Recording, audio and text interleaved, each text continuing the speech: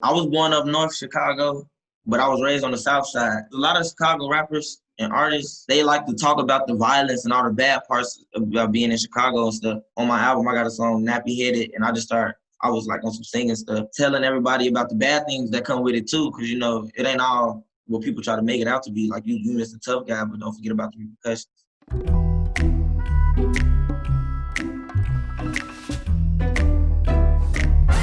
When I first got the idea for Book Bag, it was like probably a year ago, and I was in the studio every single day, like day after day, just freestyling stuff, and I never even expected it to blow up this big. The beat, it was just so hard. Like a lot of people tell me I got a great beat selection, but I really vibe with a beat.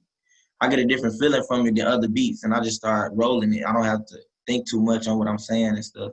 It just comes naturally. I found the beat on YouTube by 600. He produced it, and we didn't know who produced it by the time it had blew up. So we posted on Say Cheese who you think produced it to make it seem like we was just asking about people's favorite artists and stuff like that. And then he commented on it, and we found out that it was him, and we paid him and got the beat from him.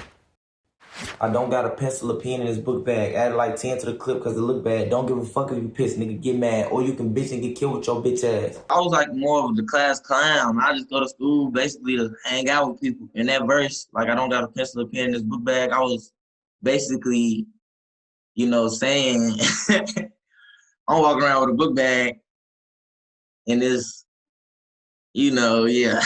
Lil Bro got blood on his shirt with his Crip ass. Go ride a diss and get murked at the shit ass. I'm not a blood or a Crip, so I don't have no standpoint in that. It was just basically saying at the time, I knew somebody who was a Crip. Like I said, I didn't know the song was gonna blow up like that.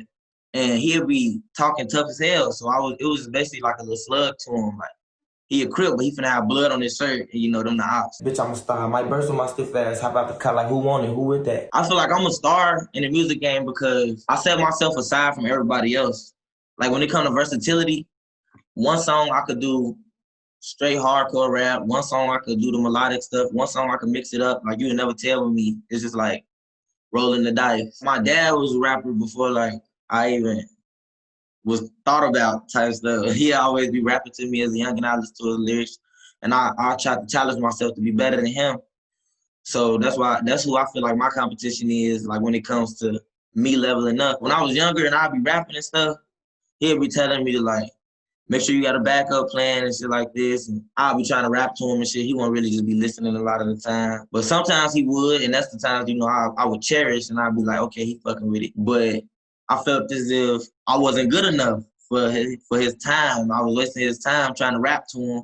He ain't trying to hear that weak shit. So I had to keep stepping it up. I don't know nothing. I was going when they did that. Bend down the rap with my chrome, my wig at. If you want beef, it is home with a Big Mac. Niggas be breaking the code like a Kit Kat. Running your mouth like a hoe, get you bitch slapped. Sometimes you gotta know when to like shut up type shit. Like everything ain't about pleading your case because you could say some shit and they twist it up a different way. And that was like, okay, but you said this, but you also said you was there type shit.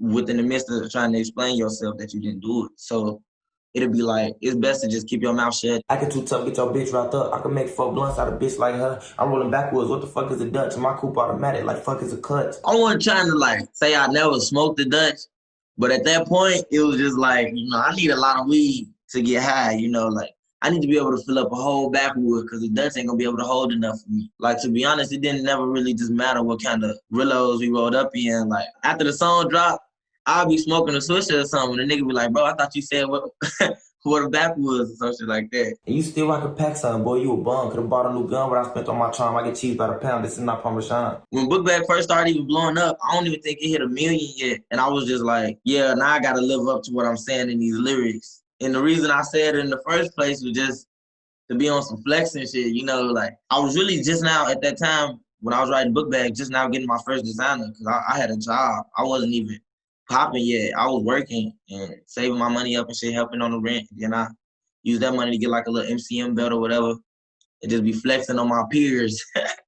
I'm smoking broccoli, counting up lettuce, in love with the Glock, I think I got a fetish. Cushion my pocket, this shit hella smelly, let's season my Glock, keep that bitch hot and ready. When you getting a little money or you getting some clout and shit, you're a target now.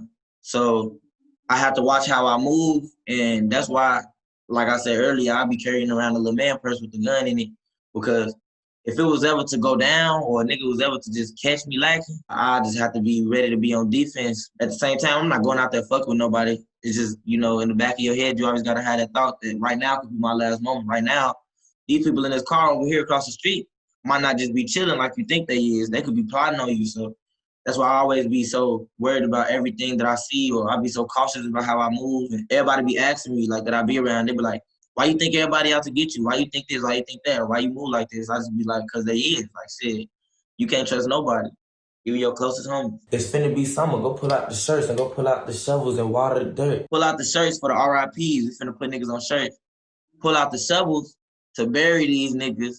And then after you put the dirt back on top of them, water the dirt so you can grow some flowers or something on that bitch. Make it look like nothing happened. Niggas been so-called looking for me. Before I hide from a nigga, I'm popping them first. If you my bitch, then you gotta be pretty and with it. Like, babe, put the Glock in your purse. My girl already know. Look, if I got that bitch on me and I don't got my satchel, let me just put this in here real quick. Come on, you don't be tripping. And it ain't gonna be no questions because, like, for one, it's not like I'm just doing it to put in a line of fire or no shit. You know, police pull up, I'll grab that bitch in the instant. I'll take the charge. But if another nigga pull up, I'll grab that bitch in the instant. It'll be a different outcome, you know? So it's all about being ready at all times. You know, if I can't have it on me, like, I don't want niggas to know that I got it, because then they might not try you or they might do it different. You know, they'll approach you different. They'll just start shooting first and ask questions later. So you won't have a chance to up on them. Fuck up your life like some crack or a curse. Got a bitch with a pipe in the back of the vert. Think it's just we can turn matters to words. Go from Cadillac trucks to a Cadillac hearse. I was inferring that if you come over here tripping with me, I'm gonna fuck up your life. You know how they say crack fuck people's lives up. Like, they'll never be the same. Or if you get cursed, then your life will be fucked up. Like, you're gonna undergo a lot of weird ass shit. Act like you pop and get popped like a perk. Fun like he got it, we rob him his merch. Go through his wallet and all of his merch. Don't believe the hype. Don't follow the trends. Don't be tough as hell just because this dude tough as hell.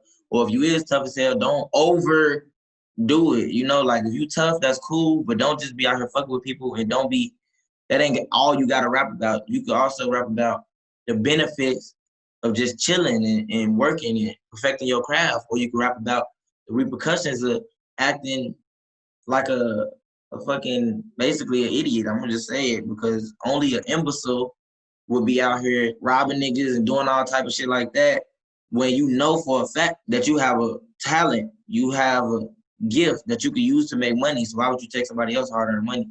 You know, and you will put yourself in a situation you ain't even have to be in. Fuck what you call it. I call it some work and I'm constantly balling like Cars Levert. I ain't fucking her raw even off of this perk. It's like a fish bait. I got the talents to do all type of different shit with the music, but I know what y'all want. So I'm gonna reel y'all in with this tough ass shit. And once y'all hear, y'all gonna get the real heartfelt shit to try to inspire you instead of just demeaning everybody and making everybody look bad that's within the community. The other middle class and upperclassmen, they expect that from them. They expect the robberies and murders and them to be killing themselves and each other. That ain't what it gotta be. You know, we don't have to make that like a trend. They don't gotta be that. They trying to make it seem cool. Yeah, I'm gonna rap with you real quick. I'm gonna give you that impression, but once you really realize who you listening to, and you start listening to my other shit and you start hearing how I talk, that's when you're gonna be like, okay, he ain't even like that. Maybe I don't gotta be like that. I looked up to him for this, but maybe I can start being like him in this aspect. Polo jumped on it not too long ago, like earlier this year, May. I fuck with bro, like he got a cool aura, like a good vibe to him. Like when he first came in, you know, I don't know if he knew how it was gonna be, but I'm a chill ass nigga, so I was like, what up, bro? Type shit, you know. In the video, like when I say, acting too tough, get you bitch smacked, and I slap myself and shit. Slap myself hard as hell, he was laughing and shit.